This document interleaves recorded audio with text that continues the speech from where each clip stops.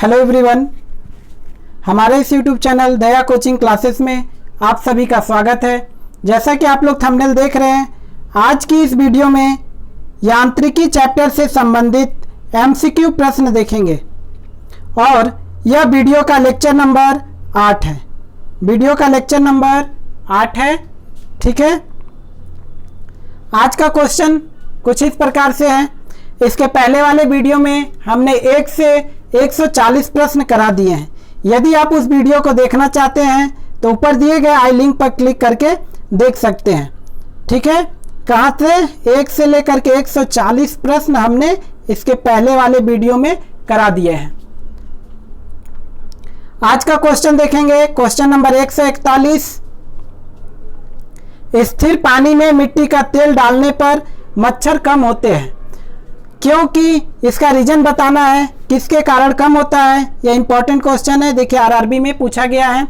तो इसके ऑप्शन देखिए दिए गए हैं। प्रजनन में बाधा डालता है, ये गलत है। मच्छरों के लिए उच्च विष है। लार्वा के सांस में बाधा डालता है, ये इसका सही उत्तर है। क्या होता है? लार्वा में क्या सांस में बाधा डालता है? मच्छरों को भगाता है, ये भी गलत है। तो इसका सही उत्तर क्या होगा? लार्वा के सांस में बाधा डालता है, ठीक है। इसका एक्सप्लेनेशन देख लेते हैं। मच्छर पानी की सतह पर अंडे देते हैं, क्योंकि पानी का पृष्ठ तनाव अंडे के भार को संतुलित करता है।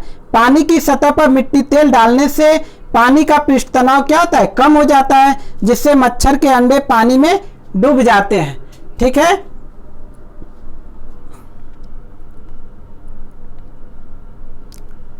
Question number 142। पानी से निकालने पर शेविंग ब्रश के बाल आपस में चिपक जाते हैं, इसका कारण क्या है? क्या है कि आपस में चिपक जाते हैं। जो ब्रश होता है उसके बाल जो होते हैं वो चिपक जाते हैं। तो क्यों चिपक जाते हैं, वही कारण बताना है। तो जब ऐसे प्रश्न आए तो इसका उत्तर होता है पृष्ठ तनाव। किसके कारण होता है? पृष्ठ तनाव के कारण वह चिपक जाते हैं। श्यानता गलत है, प्रत्यास्थता गलत है, घर्षण गलत है, ठीक है। तो इसका सही उत्तर क्या आ जाएगा? पृष्ठ तनाव, ठीक है। पृष्ठ तनाव F बराबर पृष्ठ तनाव T बराबर क्या होता है? F/L।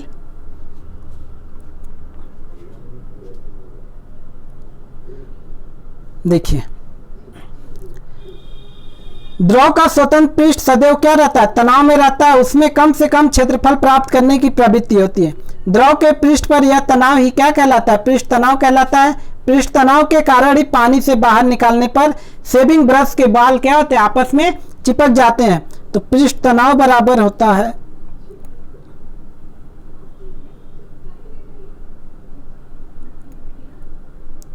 बल बटे लंबाई। बल का मात्रक क्या होता है? न्यूटन, और लंबाई का मात्रक क्या होता है? मीटर, ठीक है। Question number 143। स्थिर गति से जा रही खुली कार में बैठा एक बालक गेंद को हवा में सीधे ऊपर फेंकता है। कहाँ फेंकता है? ऊपर फेंकता है, ठीक है। कहाँ फेंक दिया? ऊपर। जब फेंकेगा तब क्या होगा? इसके ऑप्शन दिए गए। उसके पीछे रहेगा, गलत। उसके सामने आएगा, गलत। क्या होगा? उसके हाथ में आएगा, ठीक है। ये इसका सही उत्तर है। उसके बगल में, ये भी गलत। तो क्या होगा? जब स्थिर गति से जा रही है और गेंद बालक क्या कर रहा है? उसमें से बैठ करके फेंक रहा है, तो वह गेंद उसके हाथ में आकर गिरेगा। Question number 144। एक व्यक्ति पूर्णतः चिकने बर्फ के क्षैतिज समतल के मध्य विराम स्थिति में न्यूटन के किस नियम का उपयोग करके वह अपने आप को तट तक ला सकता है? तो किस नियम के अनुसार लाता है? वह गति के तृतीय नियम से। किसके नियम से? गति के तृतीय नियम, जिसे कहते हैं क्रिया प्रतिक्रिया का नियम। पहला नियम गलत, दूसरा नियम गलत, पहला, दूसरा, तीसरा, ये गलत है। तो किस नियम से लाता है? गति के तीसरे नियम से। तीसरे नियम को ही क्या कहते हैं? क्रिया प्रतिक्रिया का नियम भी कहते हैं,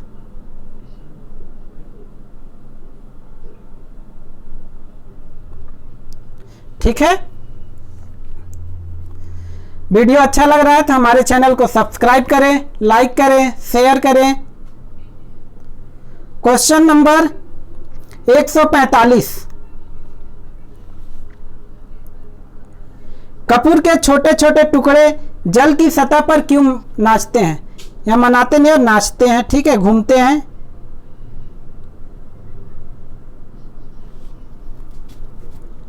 तो किसके कारण नाचते हैं? पृष्ठ तनाव के कारण। तो इसका सही उत्तर क्या होगा?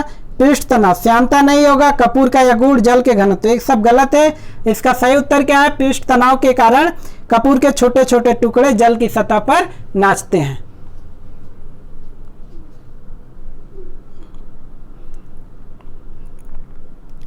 क्वेश्चन नंबर 146, जब शुद्ध जल में डिटर्जेंट डाला जाता है तब पृष्ठ तनाव पे क्या प्रभाव पड़ता है?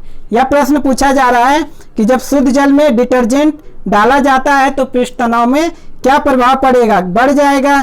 क्या होता है? पृष्ठ तनाव घट जाता है, ठीक है। जैसे उसमें डिटर्जेंट डालेंगे तब उसका पृष्ठ तनाव घट जाता है, घट जाता है। अपरिवर्तित गलत, अपरिमित गलत। तो क्या होगा इसका सही उत्तर? घट जाता है।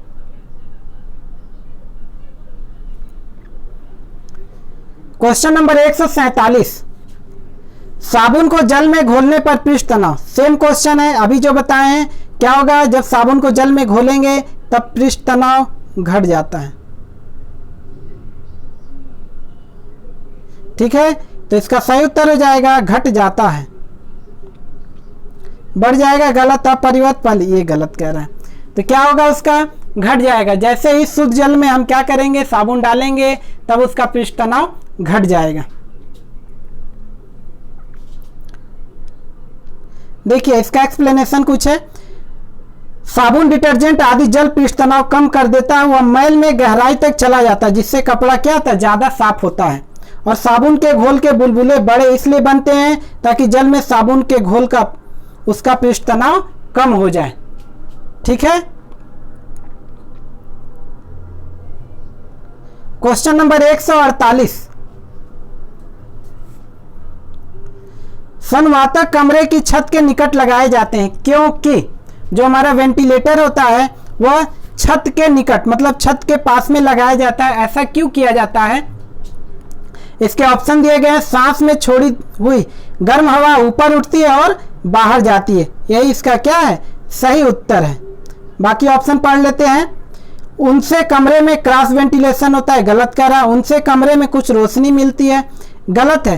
रोशनी मिलता है लेकिन ये इसका सही उत्तर नहीं है। निचले भाग में वो शोभा नहीं देता, ये भी ऑप्शन क्या है? गलत है। तो इसका सही उत्तर क्या है? सांस में छोड़ी हुई गर्म हवा ऊपर उठती है और क्या होता है? बाहर चला जाता है। इसलिए हम छत के नीचे क्या लगाते हैं? वेंटिलेशन लगाते हैं, जिसको हिंदी में बोलते हैं संवातक, ठीक।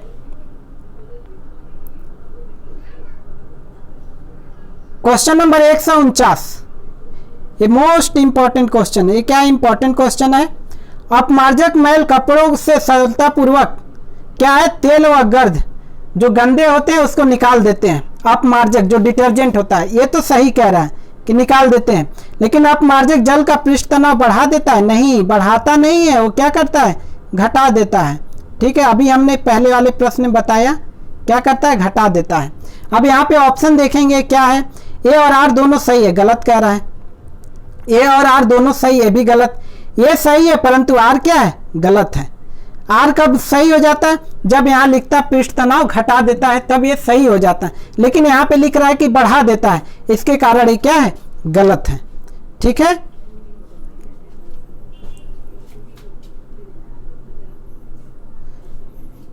वीडियो अच्छा लग रहा है तो चैनल को लाइक करें, शेयर करें। देखिए उसी चीज को यहाँ पे एक्सप्लेन किया गया है।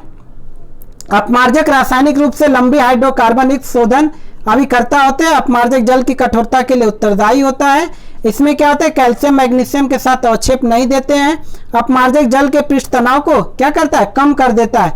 अपमार्जक मिला जल कपड़े के धागों में सरलतापूर्वक घुस जाता है जिसके कारण कपड़े व तेल गर्द सरलतापूर्वक जल के सर क्या होते हैं? अलग हो जाते हैं। तो इसका मेन रीजन देख पा रहे हैं क्या होता है? जैसे ही अपमार्जक मिलाएंगे जल में तो उसके पृष्ठ तनाव को कम कर देगा, जिससे जो कपड़े के बारीकी धागे हो तो वहां तक घुस जाता है और मैल को बाहर निकाल देता है।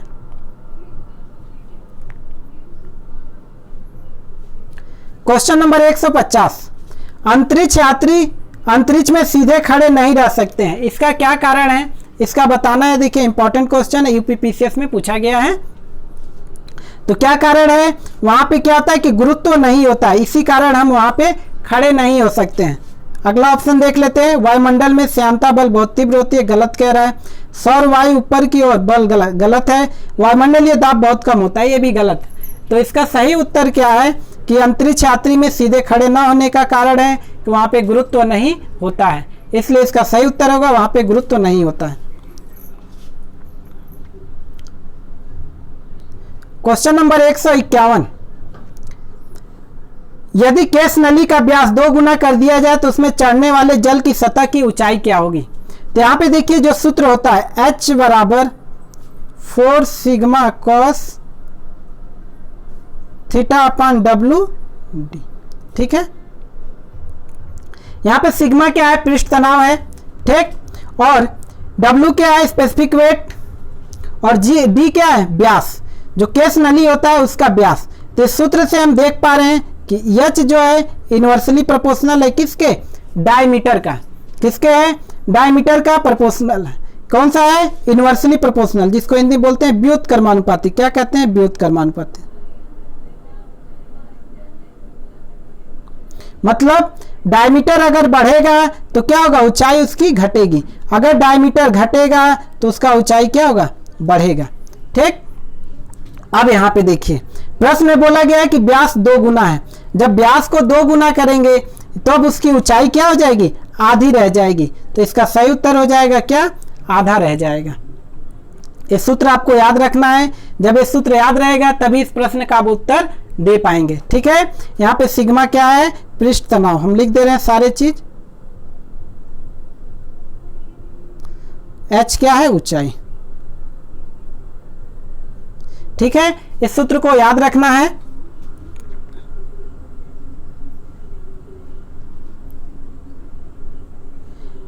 क्वेश्चन नंबर 152,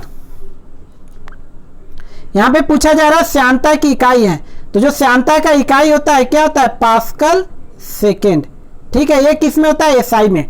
लेकिन यहाँ पे क्या दिया गया है देखते हैं, पॉइज दिया गया है, पास्कल दिया गया है, पॉइजुली इनमें से कोई नहीं। तो यहाँ पे दिया गया पॉइज, पॉइज सही है, श्यानता का इकाई होता है, लेकिन यह किस में है, सीजीएस पद्धति में है, ठीक है। सीजीएस पद्धति में पॉइज होता है, लेकिन एमकेएस यानी कि एसआई पद्धति में पास्कल सेकेंड होता है श्यानता का मात्रक।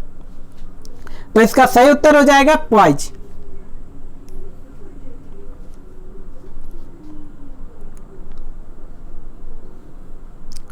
क्वेश्चन नंबर 153, जब 2 भिन्न भिन्न व्यास के केस नली को किसी द्रव में ऊर्ध्वाधर डुबाने पर चढ़े द्रव की ऊंचाई, ठीक है।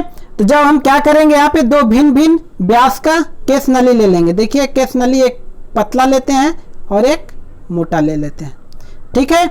इस केस नली को क्या करते हैं, द्रव में डुबाते हैं ऊर्ध्वाधर, ठीक है। तो पूछा जा रहा है कि दोनों केस नली में अधिक होगी, गलत कह रहा है, ऐसा होगा ही नहीं। अधिक व्यास वाली केस नली में अधिक जाएगा, ये गलत कह रहा है। कम व्यास वाली केस नली में क्या होगा, अधिक चढ़ेगा। किसमें चलेगा, कम व्यास जो रहेगा उसमें अधिक ऊंचाई तक चढ़ेगा, ये सही है इसका। जल के द्रव्यमान पर निर्भर करता है, ये गलत है। तो इसका सही उत्तर क्या हो जाएगा, कम व्यास वाली केस नली में अधिक होगा।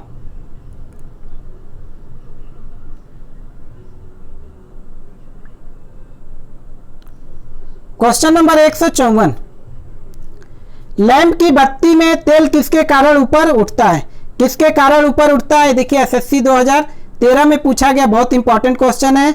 दाब अंतर के कारण गलत, किसके कारण चढ़ता है, केशिकीय घटना के कारण, कैपिलैरिटी के कारण। तेल की कम श्यानता, गलत बोला, तेल में कार्बोक्सिलिक समूह होता है, इसके गलत है। तो इसका सही उत्तर क्या है, केशिकीय घटना के कारण क्या होता है, लैंप की बत्ती में तेल ऊपर चढ़ता है जिससे वो प्रकाश देता है, ठीक है। इसका एक्सप्लेनेशन देख लीजिए। तेल दीप में बत्ती का तेल क्या है, केशिकीय क्रिया, कैपिलरी एक्शन के कारण ऊपर उठता है। जिस नली का छिद्र केश के समान बारीक होता है उसे क्या कहते हैं, केश नली कहते हैं। केश नली में द्रव के ऊपर चढ़ने और नीचे उतरने की घटना को क्या कहते हैं, केशिकात्व कहते हैं, ठीक है, केशिकात्व।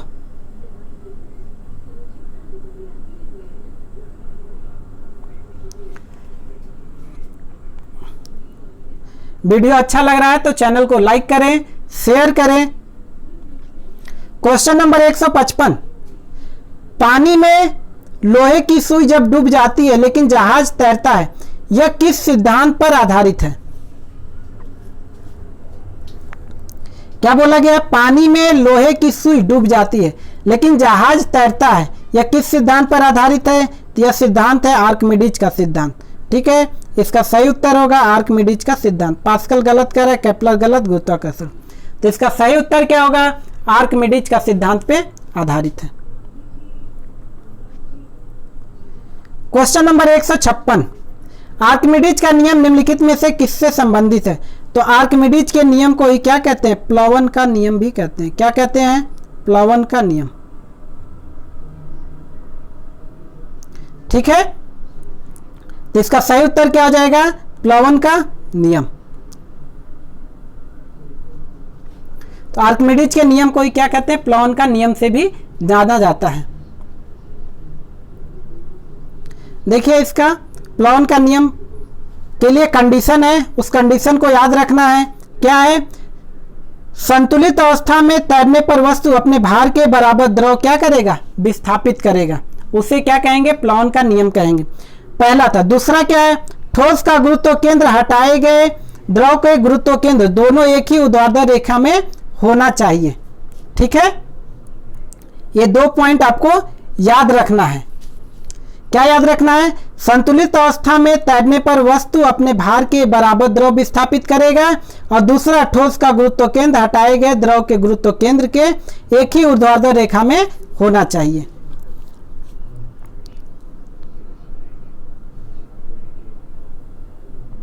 ठीक है, क्वेश्चन नंबर 157, जब कोई वस्तु किसी द्रव में पूर्णतः या आंशिक रूप से डुबाई जाती है तो उसके भार में कुछ कमी प्रतीत होता है, यानी कि महसूस होता है। तो उसके भार में आभासी कमी वस्तु द्वारा हटाए गए द्रव के भार के बराबर होता है। तो यह सिद्धांत किसने दिया है? आर्किमिडीज का सिद्धांत है। किसका सिद्धांत है? आर्किमिडीज का सिद्धांत। यह नियम आर्किमिडीज ने दिया है। ठीक है, क्वेश्चन नंबर 158, पूछा जा रहा उत्प्लावकता से संबंधित वैज्ञानिक है। जो उत्प्लावकता से संबंधित वैज्ञानिक है, ये देखिए इंपॉर्टेंट क्वेश्चन है, किसने पूछा गया? आरआरबी में। तो किससे संबंधित है? आर्किमिडीज से। तो इसका सही उत्तर क्या हो जाएगा? आर्किमिडीज। न्यूटन गलत, लुई पास्चर दिन में। तो इसका सही उत्तर क्या है? आर्किमिडीज। क्वेश्चन नंबर 159, द्रव में आंशिक या पूर्णतः डूबे हुए किसी ठोस द्रव प्राप्त उछाल की मात्रा निर्भर करती है। क्या? फिर से पढ़ लेते हैं। द्रव में आंशिक या पूर्णतः डूबे हुए किसी ठोस द्वारा प्राप्त उछाल की मात्रा निर्भर करती है। किस पे निर्भर करती है? ठोस द्वारा हटाए गए द्रव की मात्रा पर निर्भर करती है। और यही नियम क्या है? आर्किमिडीज का नियम है। ठीक है, ठोस के द्रव्यमान गलत, ठोस के भार, इनमें से कोई नहीं। तो किस पे होगा? ठोस द्वारा हटाए गए द्रव की मात्रा पर भार पर निर्भर करता है। इसी को क्या कहते हैं? आर्किमिडीज का यही क्या सिद्धांत है, यानी कि एक प्लावन का नियम।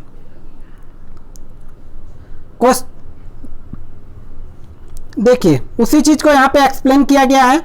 उछाल की मात्रा ठोस द्वारा हटाए गए द्रव की मात्रा पर निर्भर करता है। ठीक है, प्रत्येक द्रव के अंदर डूबी वस्तु पर एक उछाल बल लगाता है। द्रव के जिस गुण के कारण उपरोक्त बल कार्य करता है, वही बल क्या कहलाता है? उत्क्षेप कहलाता है। इस गुण के कारण ही द्रव में पिंड के ऊपर की ओर जितना बल कार्य करता है उसे ही क्या कहते हैं? उत्प्लावन बल कहते हैं। उत्प्लावन बल का परिमाण किसके बराबर होता है? ठोस द्वारा हटाए गए द्रव की मात्रा पर निर्भर करता है। ठीक है, कि उत्प्लावन बल हमारा कितना होना चाहिए, कितना हटाएगा, उस पर ही क्या करेगा? ये निर्भर करेगा। क्वेश्चन नंबर 160,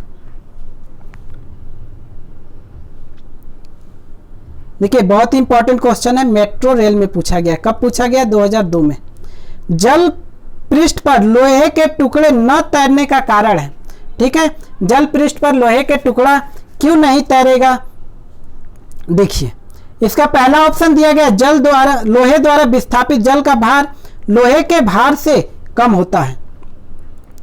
दूसरा दिया गया, लोहे द्वारा विस्थापित जल का भार लोहे के भार से अधिक होता है। गलत है। लोहे द्वारा विस्थापित जल का भार लोहे के भार बराबर गलत है।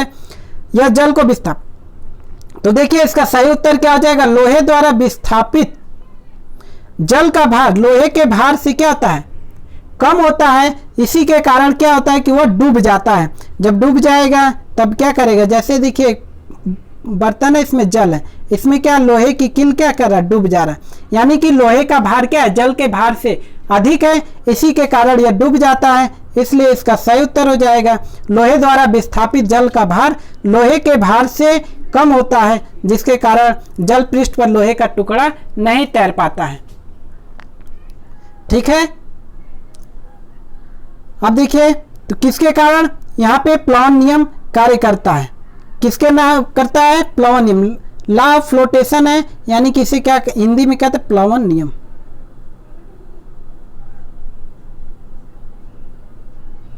जिसको बोलते हैं तैरने का नियम। ठीक है, तो तैरने वाली वस्तु के स्थायी संतुलन के लिए मेटा सेंटर जो था गुरुत्व केंद्र से ऊपर होना चाहिए। लोहे के टुकड़े का भार उसके द्वारा हटाए गए जल के भार से अधिक होता है, जिससे वह क्या होता है, जल में डूब जाता है। जब वस्तु द्रव पर तैरती है तो उसका भार उसके द्वारा हटाए गए द्रव के भार के बराबर होता है। ठीक है, तो आज के वीडियो में बस इतना ही। वीडियो अच्छा लग रहा है तो हमारे चैनल को सब्सक्राइब करें, लाइक करें, शेयर करें। वीडियो देखने के लिए बहुत बहुत धन्यवाद।